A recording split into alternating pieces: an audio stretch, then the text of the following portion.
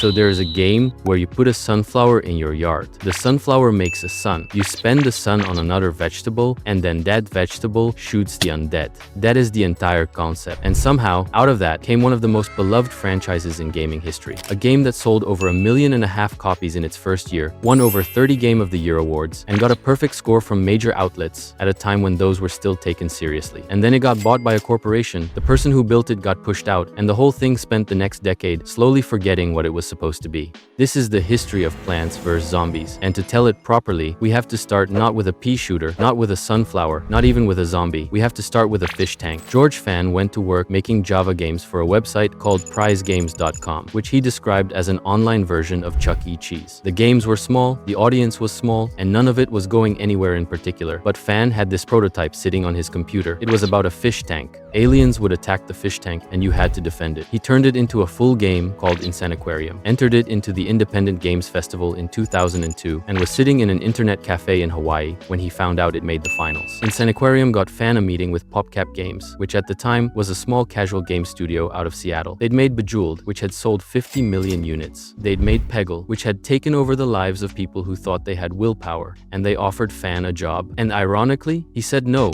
for now, because Blizzard also wanted him and he chose Blizzard instead. So he spent a couple of years at Blizzard, being very good at design and not keeping pace with programming. Blizzard at the time had some of the best programmers in the industry, and Fan knew he couldn't compete there. What he could do was have ideas, and at Blizzard, having ideas was not quite enough on its own. So he left. He went independent for a while, started working on something new in the background. Meanwhile, PopCap had opened a studio in San Mateo, and the offer came around again. This time he said yes, became a full-time employee, and PopCap set him up with a small team. Todd Semple as programmer, Rich Werner as artist, and a woman named Laura Shigehara as composer. 4 people. That's who would build one of the most played games of the 2010s. What Fan wanted to make was a defense game, not a pure tower defense in the classic sense. He had Insaniquarium's DNA in his head, which was about careful resource management, about getting new options fed to you gradually, about things moving slowly enough that you could think. So they started coming up with concepts. The original concept had aliens attacking the player's garden, and the working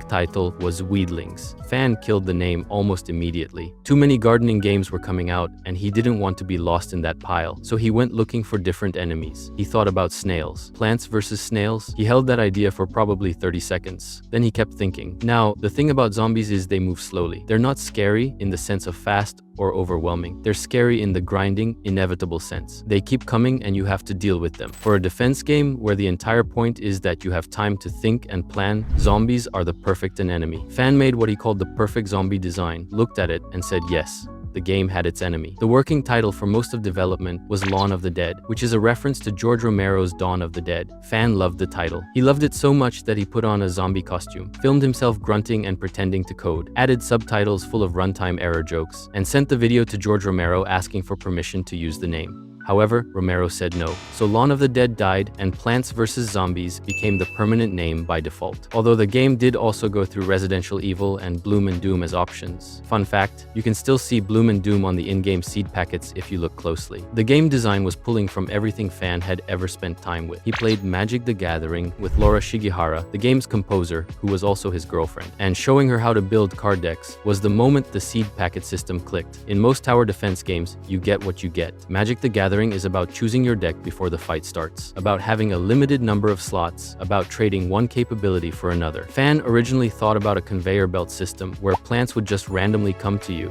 which, if you played the game, was partially implemented. The magic influence initially killed that idea though. Instead, you build your loadout before each level, you have a fixed number of slots, and choosing actually matters. Warcraft 3 was in there too, in the pacing, the way economies build, the way a big flashy unit costs more than 5 small useful ones and is usually worse. The arcade game Tapper contributed the 5 lanes. Swiss Family Robinson, of all things, was cited as an influence on the idea of defending a home using whatever you have on hand, improvising, making do. And then there was the single most important design decision in the whole game. Everything had to be on one screen. No scrolling, no zooming. You could see every lane at once, every plant you had placed, every zombie that was coming. Fan wanted the game to be readable at a glance. The sunflower was obviously a sunflower. The pea shooter was obviously shooting peas. The walnut was obviously a wall. everything communicated itself instantly, and the zombies moved slowly enough that you had time to respond to what you were seeing. PopCap had an internal forum called Burrito, where developers could post builds and get feedback from the whole company. Fan used every single build cycle to pressure test the game. Every 4 months or so, a new version would go up, and everyone at PopCap could play it and leave comments. He would always sit with all of those comments and use them to make the game better. That process took over 3.5 years, and it is a big reason to why the games were so good. A lot of developers would have shipped 2 years in. Fan had another year of polish left in him, and PopCap let him take it. On May 5, 2009, Plants vs. Zombies finally released for PC and Mac. PopCap had released the music video for Zombies on Your Lawn on April 1st as a promotional piece, and for a week, half the internet thought it was an elaborate April Fool's joke, which honestly had to feel so disappointing after 2 years of work. The game was $2.99, and even though there was skepticism, it got an 87 on Metacritic. And by 2010, it had sold 1.5 million copies internationally. The iPhone port came out in February of 2010 and sold 300,000 copies in its first 9 days. Fan estimated half the audience was hardcore gamers, and that was the point. The game had been engineered to work for both groups simultaneously, and pulling that off in casual gaming was genuinely rare. You have people who played it all the way through on the hardest settings, and you have people who had never played a tower defense in their life and finished the whole thing in a weekend while watching TV. The game made both of them happy, and it wasn't just the mechanics. The game had a voice. The almanac had entries for every plant and zombie, written like little comedy bits. Crazy Dave, the in-game mentor character, was named after Dave Rorel, an actual PopCap developer, and his dialogue was incomprehensible on purpose. The newspaper zombie would charge at you when you killed too many of his papers. The dancing zombie was initially a clear Michael Jackson reference, which became a whole thing when Jackson's estate objected after Jackson's death, and PopCap replaced him with a more generic disco dancer. This stayed, and the almanac still says, any resemblance between dancing zombie and any person's living or dead is purely coincidental. The pool levels introduced lily pads. The roof levels introduced catapult plants. And just when the game felt like it had shown you everything, there was a new thing. And at the end, Laura Shigihara sang you a song. Zombies on Your Lawn is a pop song written from the perspective of the sunflowers, asking the zombies to please stop invading. Shigihara wrote the lyrics, Fan wrote extra lines for the zombie parts, and Shigihara performed it. It played over the end credits. It became a small phenomenon on its own. Parents reported their kids singing it. If you wanted to understand what Plants vs. Zombies was in one piece of media, you could just watch that music video. This is what the game was. This is what 4 people made in 3.5 years. And in July of 2011, Electronic Arts, also known as EA, bought all of it for $750 million. And this was the start of the game, forgetting what it really was. PopCap's CEO at the time said the acquisition would help them reach a global audience at a scale they couldn't manage alone. And look, PopCap said yes, this wasn't a hostile takeover. PopCap's founders took the money. They looked at what EA was offering, and they agreed that this was a good deal. EA had distribution, infrastructure, marketing reach. Bejeweled was already huge. Imagine Plants vs. Zombies with those resources behind it. What EA also had was a strategy. By 2011, the mobile gaming market had exploded. In-app purchases were turning ordinary games into revenue machines. And EA's business was built around identifying franchises that could generate recurring revenue. You buy a game once, you've made a certain amount of money. You make a game free and put things to buy inside it, and theoretically, the revenue potential has no ceiling. PopCap had one of the most recognizable brands in casual gaming. EA wanted it inside that model. And so on August 20th, 2012, PopCap announced they were working on Plants vs. Zombies 2. And on August 21st, they laid off 50 people from the Seattle studio. George Fan was among them. The exact nature of what happened to Fan is something he's been careful about publicly. In a Reddit AMA years later, he said explicitly that while he disagreed with making Plants vs. Zombies 2 a free-to-play game, he was not fired because of that belief. He was laid off as part of a broader studio shutdown. The creator of The Binding of Isaac and Meat Boy later said publicly that Fan was pushed out because he opposed pay-to-win mechanics. However, Fan declined to confirm or deny that version of the story for years. What Fan said in a tweet in 2017 was this: "It is true, I was laid off by EA/PopCap, and also true that I was against making PvZ2 a free-to-play game." He didn't say much else. But the distance between "I disagreed with the decision" and "I was removed because I disagreed with the decision" is exactly the kind of gap you end up in when a company has lawyers and you don't want to get in trouble.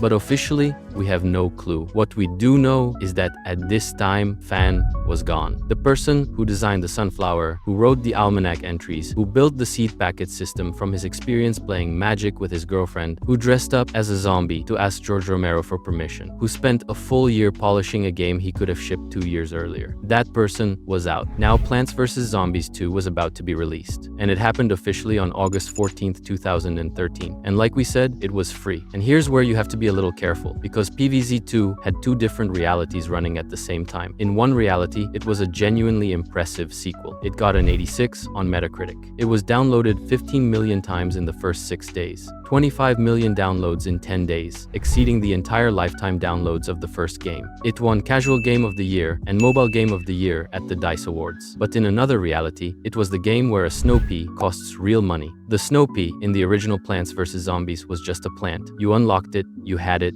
you used it. In PvZ2, the snow pea was a premium plant. The jalapeno was another one, the magnet shroom. Plants that players remembered from the first game, plants they had a personal relationship with, were now items you purchased individually. To unlock every premium plant, you were looking at around $20. To skip past a locked world instantly, $5. And the levels in the later worlds got specifically harder in a way that wasn't fun hard. It was friction hard, the kind of difficulty that vanishes the moment you spend money. Now, obviously, there was no hard wall. You could complete the entire game without spending anything. PopCap's official line was that the monetization was fair and unobtrusive, and some critics agreed. A couple of early reviews called it the lightest touch they'd seen in a mobile game. But what reviews written at launch couldn't measure was what happened to players who got to the middle worlds and suddenly found that the difficulty had become a grind, that the game was now asking them to replay earlier levels over and over to collect stars to unlock the next gate, and that there was a button they could press to make it all stop for $5. You could finish it without paying, but the game made you want to spend.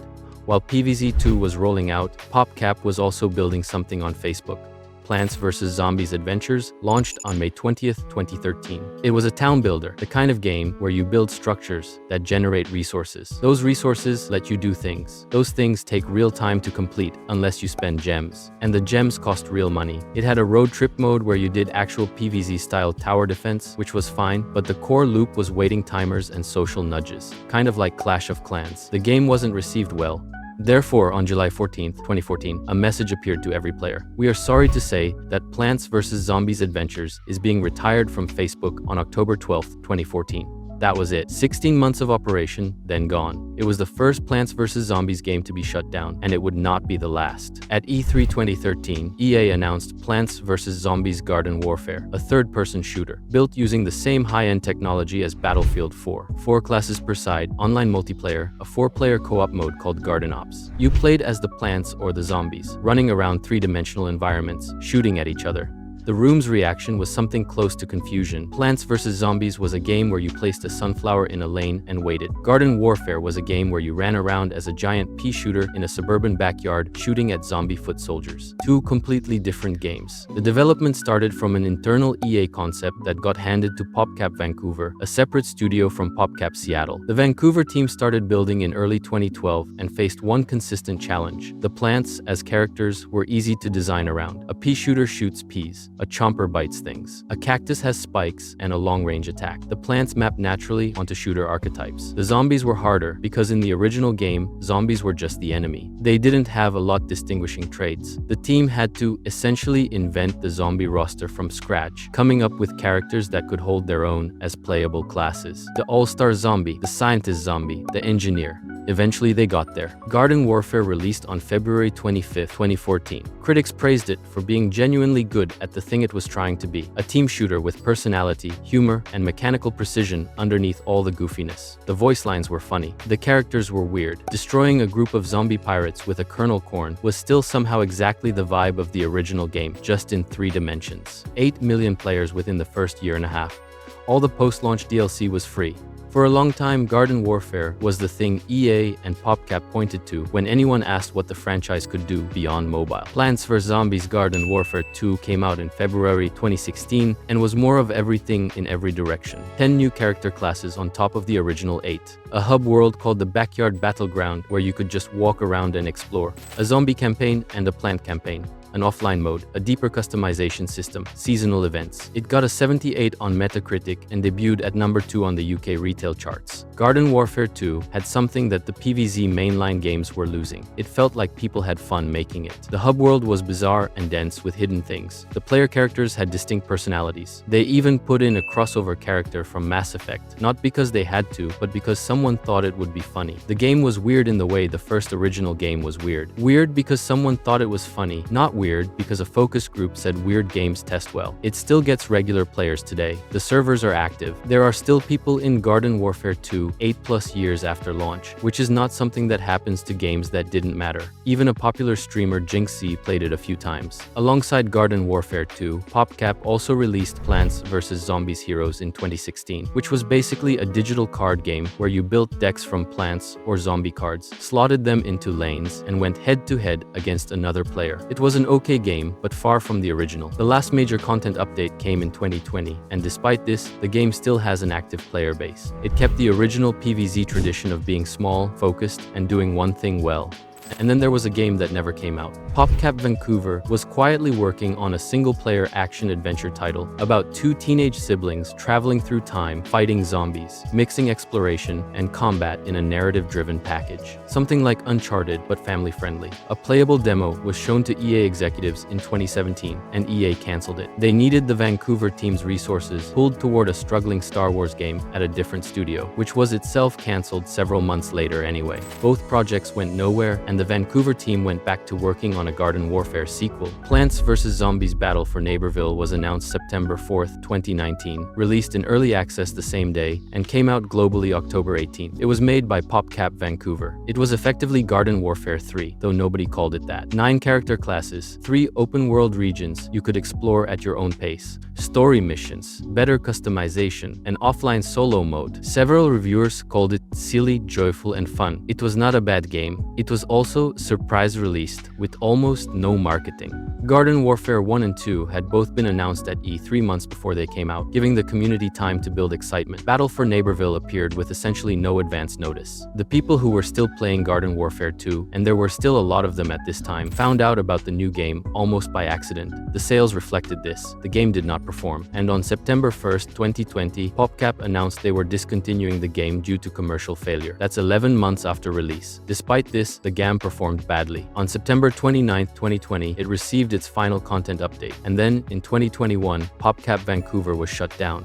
A studio was opened, made 3 games across 6 years. The third one underperformed because it launched without anyone knowing it existed, and then the studio closed. The people who worked there either moved to other EA studios or left the industry entirely. So at this time, the Garden Warfare series is over. There has been no announcement of a new one. However, at the same time all of this was happening, there was a third game in development that was supposed to be the future of the entire franchise. Plants vs. Zombies 3 first appeared as an Android pre-alpha in July 2019. It was 3-dimensional, portrait orientation only, and had replaced the active sun economy. The whole system of planting and protecting your sunflowers with a passive automatic generator in the background. The thing that made you care about your sunflowers was just gone now for some reason. Plants had levels now, gated behind a progression system. The difficulty in later stages was tuned in a way that was clearly designed to make you either grind heavily or spend money. The overall aesthetic looked like every other mobile game being made in 2019. The reaction was immediate. The game looked wrong, felt wrong, and the community said so loudly. This caused PopCap to pull it and go on to rework it from scratch. A reworked version appeared in a soft launch, meaning a limited release in a handful of countries to test before going global in September 2021. It was now 2-dimensional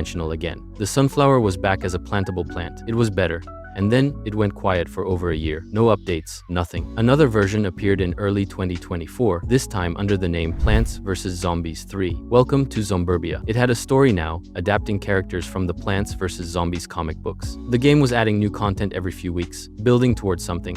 And then, in October 2024, EA took it offline again for another major overhaul, a third one. In January 2025, they posted a poll asking fans to vote on which art style direction they preferred going forward. Then in July, an artist who had worked on the game posted that it had been cancelled again. However, EA said nothing publicly. The game's social accounts went dark for months. Then in October 2025, a new version appeared under the name Plants vs. Zombies 3 Evolved. It ran for about 5 weeks and closed again. I can't even count how many times it was by now. As of now, there is no global release. The game has been in some form of testing since July 2019. PvZ3 is not finished. It might be cancelled. Nobody outside EA knows for certain. What everyone does know is that the first version appeared 6 years ago, and you still can't just download and play the game. However, on July 31st, 2025, during a Nintendo Direct, EA officially revealed Plants vs. Zombies Replanted, a remaster of the original game. New graphics, new modes, co-op versus mode, widescreen. Coming October 23rd, 2025 for $20 on every current platform.